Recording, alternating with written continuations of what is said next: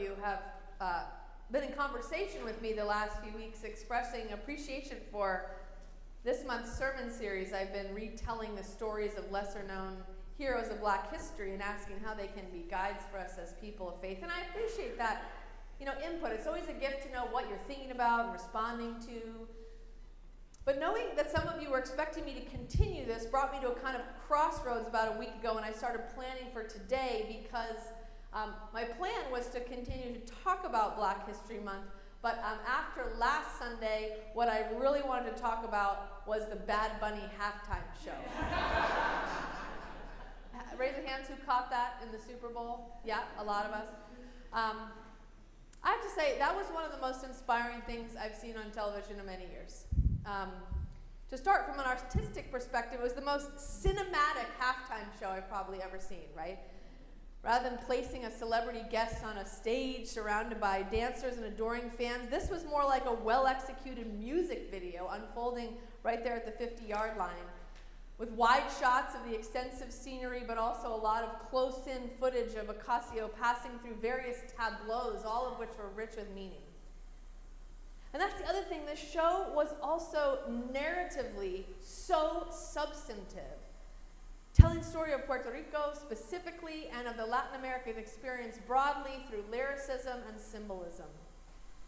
As you know, if you saw, it started with this broad shot of workers in the cane fields, incredibly made up by hundreds of humans in fluffy green sugarcane suits. This was a reminder of life on the plantation and the legacy of colonization that is such a significant part of history in the Caribbean. Now the scene quickly moved to the casita, or the traditional house, which sat at the center of all the action, right, elevating the importance of home and family as friends and dancers filled the space around with joy and song.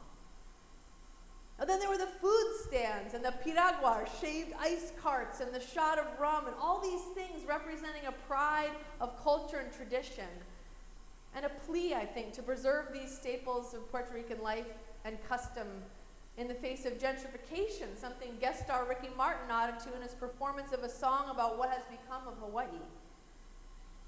And the dancing continued, of course, a joyous explosion of color and movement, but also part of the storytelling. At one point, we saw the dancers climbing power poles in a nod to Puerto Rico's inadequate utility infrastructure, notorious for its frequent and extensive blackouts, often in the wake of powerful tropical storms, something that has never elicited responsive action from the United States. And then, of course, there was the wedding, right in the middle of it all, a real, honest-to-God legal wedding unfolding at the center of the action, bringing sacrament and family and faith right into the crux of the story. Beautiful. It ended, of course, with a rugged plea that God bless America, though it quickly became clear that the America being referenced was much bigger than just these United States, as a flood of flags from all corners of the continents poured forth. I don't know how those of you who watched this felt, but I was initially just sort of stunned, taken aback by the tidal wave of exuberance and pride and truth.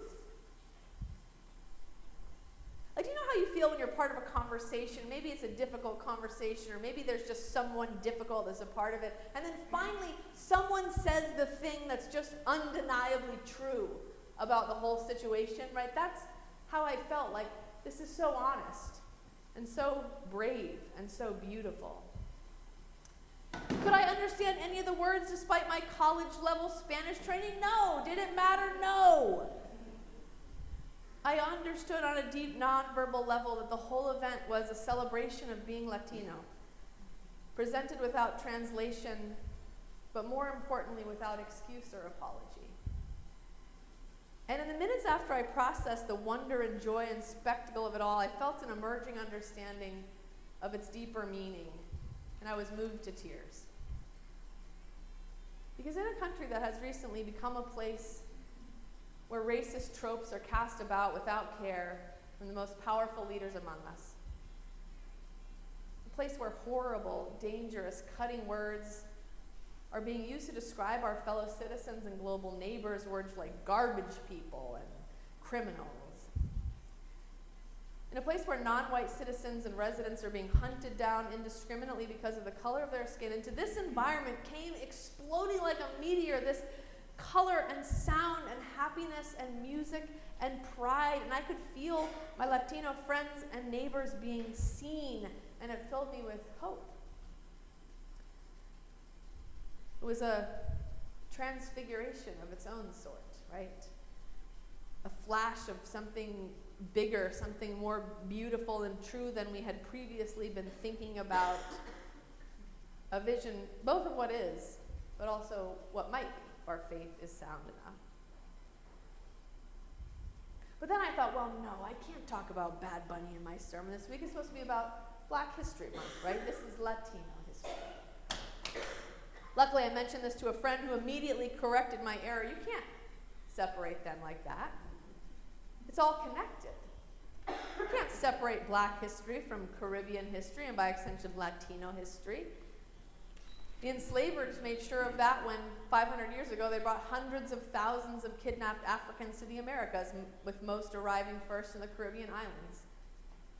And I'm sure you know that the scale of this cruel enterprise was so large and lasted for so long that now the cultural influences can no longer be separated.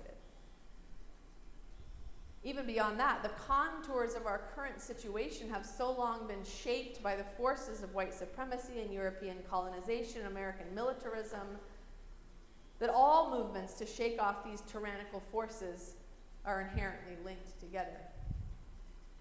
I have some pretty smart friends, thankfully. And I felt sheepish about my error.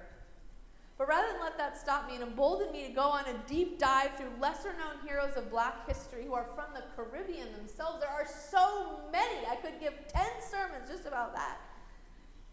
I read about Nanny of the Maroons. Do you remember Nanny of the Maroons? This was a Jamaican revolutionary from the 1700s who led a revolt against British colonizers and freed 1,000 enslaved people.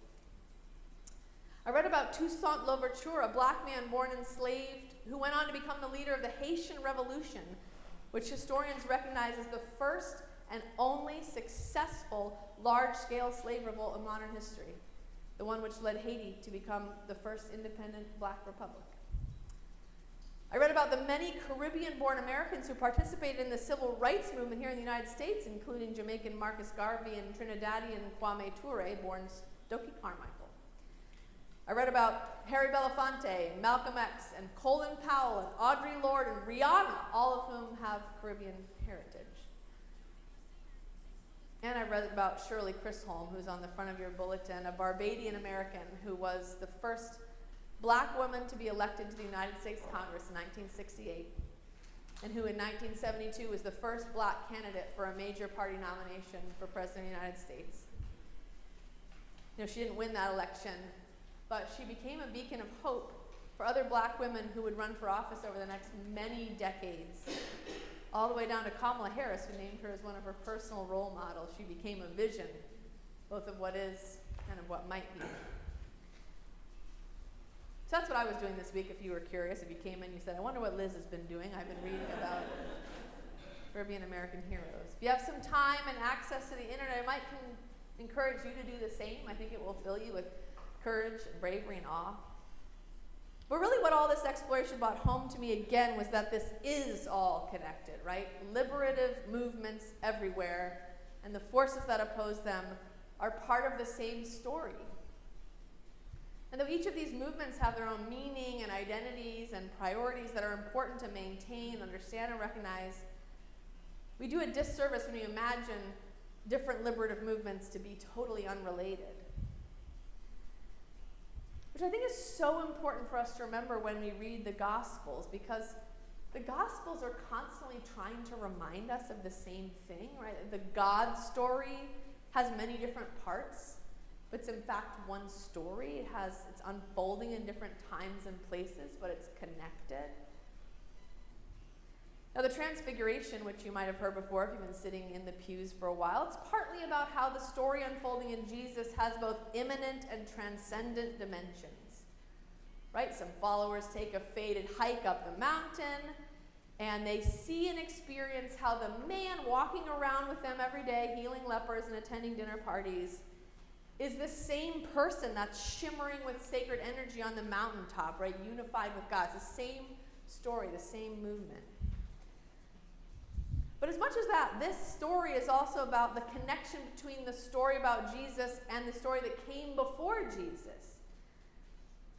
In using some of the same language that we hear in Exodus, and in placing those important figures from Israelite history there with him in the cloud, Moses and Elijah, it connects Jesus to this heritage. It frames Jesus as the new Moses. And if you went to Sunday school for very long, you probably heard about Moses, and will remember that he was the great liberator, the one to free the people from bondage. And this scene very clearly draws a line between that story and the ministry of Jesus, indicating Jesus is meant to be understood also as the great liberator of his time. And so I think if we see this and we understand the connections, the question to us becomes, what does it mean to see ourselves as part of this big story? Because people of faith, what does it mean that we follow in the footsteps of the liberators of the past, right? To whom does that connect us, and from what does it separate us? Following that, I think it's important to think about, what does it mean to think of Jesus in this way? As we've been learning in our Compline study, there's lots of different ways to think about Jesus. What does it mean to think of Jesus essentially as the great liberator?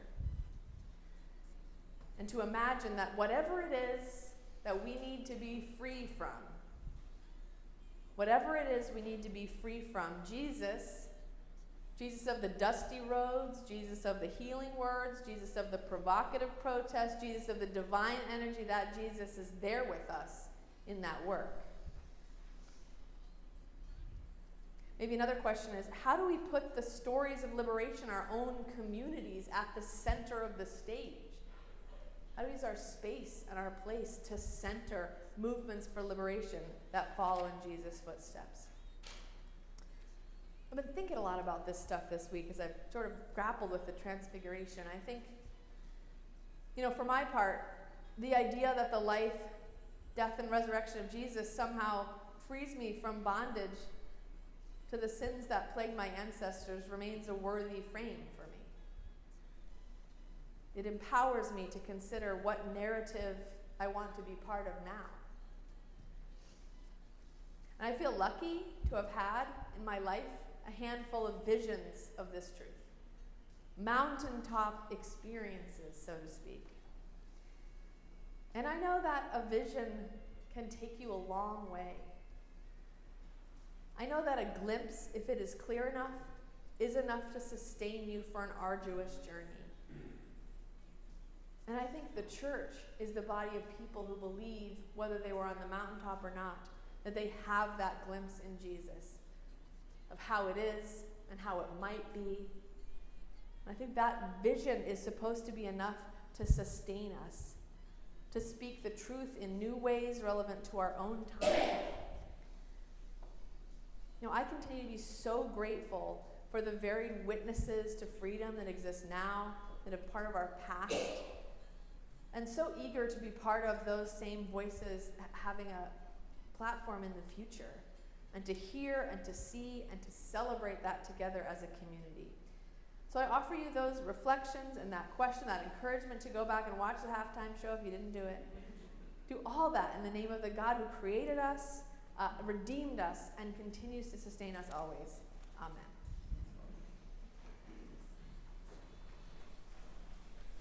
Let's continue in songs. You can sing from your seat.